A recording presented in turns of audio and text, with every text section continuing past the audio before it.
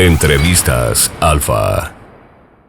Okay, Hola, nice. yo soy Cristina Tenorio de Alfa 91.3 y estamos con una de las voces más poderosas, peculiares que hemos escuchado. Está con nosotros por fin Freya Writings. Yay! Hola, Cristina. Thank you so much for having me. It's an honor to have you. I was telling in Spanish that we have now like one of the most powerful voices that we have in our radio station, unique voices. Wow. And Thank you. Muchas gracias. Thank you so much. so Freya, from starting making a phone call and singing "All I Want for Christmas Is You" to Yeah. Abbey Road, and to Glastonbury. Yeah. Wow! So It's a how, wild ride. Yeah. Freya, to you, how these words resonate? Growth, patience, Mm. passion, and dreams. Oh, wow. These are some very deep words that I resonate with very, very wholeheartedly. I think it's been such a roller coaster of a journey, but it's like I found the love of songwriting and singing and like I loved other really empowering women, female pop stars growing up, like these titans of pop, like, Beyonce and like Taylor Swift, Anastasia, Florence and the Machine. Like these women were my like icons. And it was always my dream just to one day to get to be a role model for like little girls and sing about heartbreak and coming back as a stronger person and turn the pain in my life into something beautiful that I could share with other people. And I just feel so lucky that I get to do this as a job because it's been my life's work and it's just a dream come true. I've seen a lot of the interviews that you've made, and it doesn't feel like a work because you give to me like a lot of fun and love Oh, thank you. for making music. So, um, I saw a phrase that you said, it was, "Is what you do in the darkness that put you in the light?" That's actually a quote from Batman. And we actually have a Batman mask in my living room just to remind me of that quote because I think sometimes, when we're kind of working on ourselves and we're in that period of inner growth and we're doing the work, we're doing the therapy and we're turning up for ourselves and moving our bodies and just trying to get out of that place of heartbreak and pain if you find yourself there and turning your life around. And for me, songwriting has always been the piano has always been the place that I've turned whenever I feel that kind of heartbreak or pain. So to get to turn it into songs that connect me with people around the world is it's the most beautifully unexpected thing. I didn't know that these songs would be so powerful. I didn't know that it would give me this opportunity, speak with amazing people like you in Mexico. It's so cool. So, I mean, putting this in the light, like Blood Orange in the light, what was the first thing you felt like proud when you had the vinyl, the album in your hands and you shared with your parents? I know that you're very fond of your parents. Yeah, we're so close. They literally live just 5 minutes down the road. It's like a little village, even though we live in like the suburbs of North London and I've been born and raised here. It's still like it's still very, very surreal because I think growing up, like, my dad would help me like record little demos and help me print them out on CDs in the computer.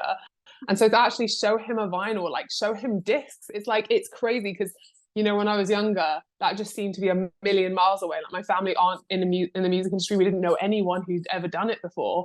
And so it felt like this impossible dream, but one that they never stopped supporting me and championing me as a female songwriter from the youngest age. So to get to show them my second album, I never thought I'd be allowed a first one, let alone a second. So I gave this album everything and I put so much into these songs and I'm so proud of them and I can't wait for people to hear them. Yeah. Was it scary to write some of the lyrics because they show you in a very vulnerable place? Yeah, preach. I think that was my goal, was to really get out of my comfort zone, like lyrically, and just sort of say the things that I found really hard to say. Because I think songwriting is it's easy to kind of say things that don't scare you, but I don't think that's what connects you with people. I think it's the true vulnerability. And true vulnerability is like people can, reject you for that. It's scary to show the more vulnerable side of yourself. But the thing I love about my fans is that they've never stopped championing like the authentic, like who I am, like just a girl sat at a piano writing about like, I shut my eyes and I just stream of consciousness how I feel, and the fact that they still champion me for that and this album they've shown so much support for is just like it's blowing me away because I've been away for like 4 years and not by choice. Like, it's been a hard 4 years and I'm so proud that we made it to the other side and we've got this album to share. But yeah, it was very vulnerable, very scary to release, I'm not gonna lie. I mean, when I heard Perfect, it just like brought the tears to me. Like I I wanted to know. cry and to hug Oh. someone. And was there any specific song that made you feel like the chills of really emotion and hard to record in the studio?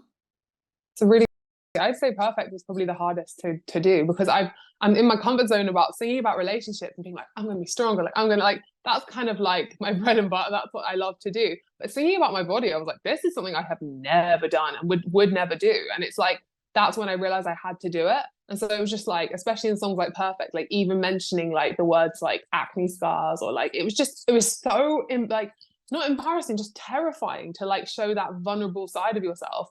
I think the thing about it was when I first wrote it, like it made me cry, and it reminded me when I first wrote Lost Without You, it made me cry. And I think, you know, if something has the capacity to make you cry when you sing it for the first time, it means you really touched a nerve within yourself, and that you might, you know, connect with someone else and make them feel a little bit less alone. So it was worth it to put it out there. But yeah, when Perfect was released, I was really scared. I was like, oh my God, what am I doing with my life?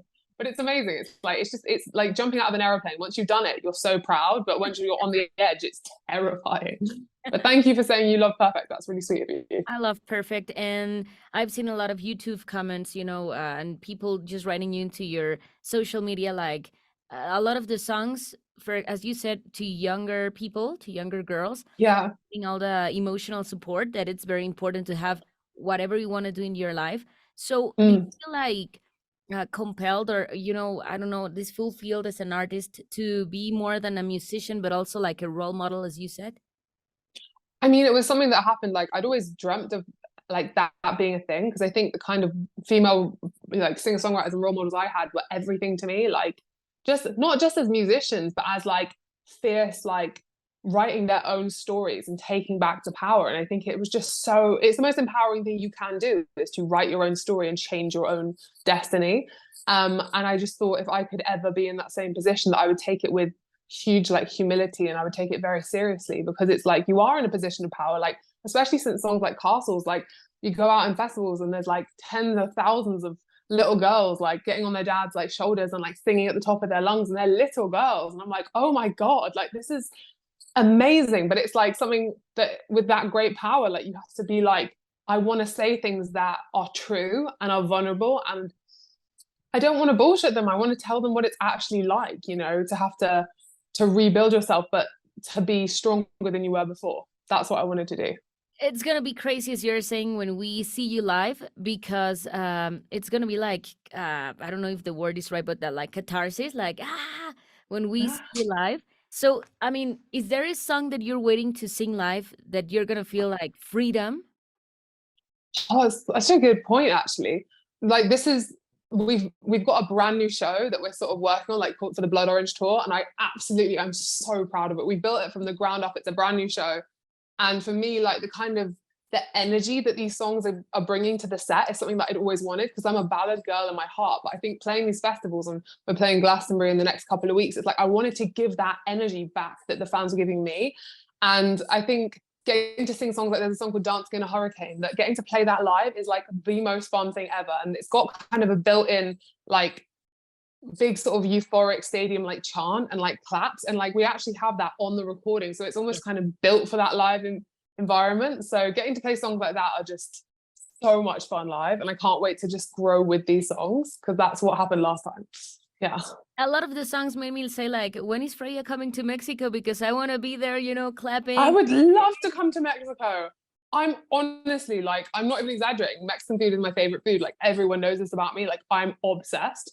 And like I would just love to come and play a show in Mexico, because I think like South America and Central America is a place that I've never got to tour before. But the warmth and the love that, you know, South American, Central American fans have shown me online is just like, it's through the roof. And I just want to be able to come back and actually like share the show and the new songs. And I've just never got to play there, but I'm on the phone to my agent like every day trying to like beg him to like work out how we can do a tour. Yeah. Please, we beg you to come soon here to Mexico. And just a final question, Freya. You Yeah. made a lot of covers also, but if you have to pick, Yeah. any artist, any genre to make a cover of one of your songs, who would you pick? Ooh.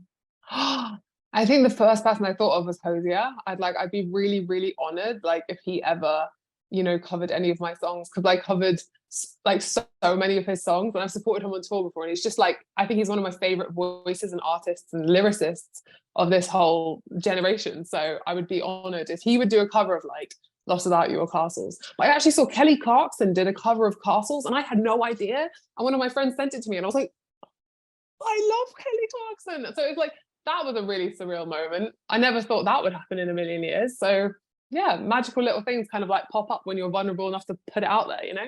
Yeah, maybe we can make this viral so Hosier can see it and make his song a cover of yours. I love him. I'd love to do a duet with him one day. That's actually one of my dreams and goals. Yeah. Well, Freya, we're gonna keep playing Blood Orange here in Mexico in our radio. Thank you, Christina. Thank you. I really appreciate it. Thank you. Thank you for your time, Freya Writings en Alfa 91.3. Entrevistas Alfa.